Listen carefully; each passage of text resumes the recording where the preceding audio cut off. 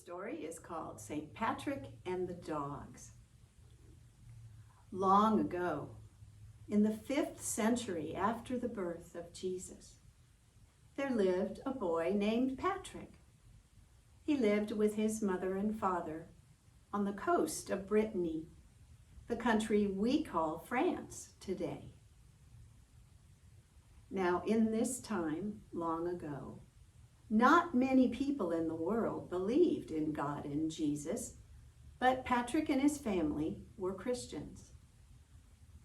One day, when Patrick was a big boy of 16, he went walking along the beach, scuffing through the sand like he'd loved to do, when a ship full of Irish pirates landed on the beach. They kidnapped Patrick and took him away back across the Irish Sea to Ireland. There they made him a slave. He was made to work without being paid. And the work he was made to do was to guard flocks of sheep. He was given a shepherd's crook, a long stick with a hook at the end of it, that he could use to rescue silly sheep who got in dangerous places. He also had large, fierce dogs, Irish wolfhounds, to help him guard the sheep from the wolves who still roamed the land.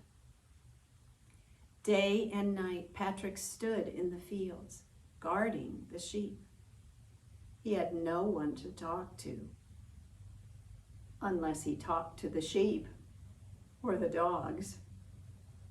He was sad and lonely, and so he talked to God. He prayed. One night, after Patrick had been a slave for 10 years, he had a dream. In the dream, God spoke to him. God said, "Patrick, your ship is ready." The next day, Patrick escaped and ran down to the beach. There he saw a ship. He ran to the ship and climbed the gangplank, the tall ladder that stretches from the sand to the deck of the ship high above. Patrick climbed to the top of the gangplank, and when he got there, he saw that the deck of the ship was completely covered with fierce wild dogs, and every one of those dogs was barking and howling. Bow! In the midst of the dogs stood a man. His eyes were squeezed shut, his hands were clapped over his ears, and he was shaking his head in pain. "Please, can you help me?" cried Patrick. "Could I get a ride on your ship?" The man opened his eyes and saw that Patrick was trying to speak to him. "What? I can't hear you. These dogs are barking so loud." To be better heard, Patrick stepped down onto the deck into the midst of the dogs. And when he did, every one of those dogs stopped barking and sat down. Pim, pim, pim, pim, pim. "How did you do that?" cried the man, who happened to be the captain of the ship. "Well," said Patrick, "I've had some experience with dogs like these. Perhaps they trust me. Please, could I get a ride home?"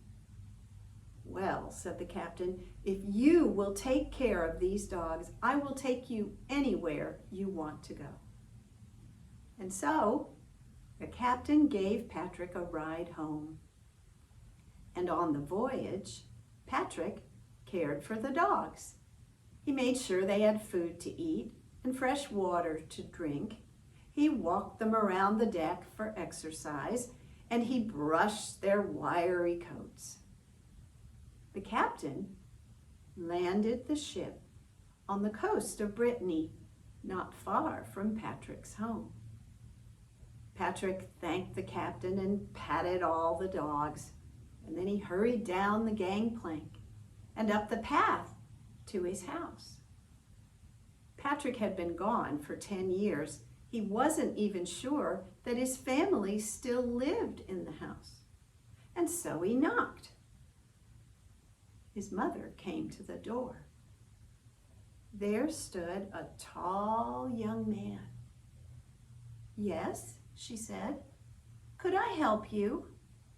"Mama, it's me. It's Patrick. I've come home."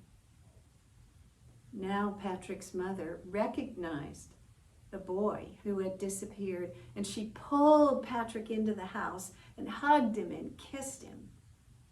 Patrick's father came to see what was all the commotion about, and he too welcomed his son home. After they had settled down a little while, they sat around the table, enjoying a meal, the first meal they had had together for many years. And then they began to talk about what Patrick might do with the rest of his life. "I would like to go back to that wild land of Ireland. The people there know nothing of God and Jesus, and I would like to bring them that good news." Patrick's mother and father thought that was a very good idea. And so Patrick went back to school. He finished his education, and then he became a priest, and later a bishop, a priest who takes care of other priests. As a bishop, Patrick returned to Ireland, and for the rest of his long life, he traveled that green land, telling the people of God and Jesus.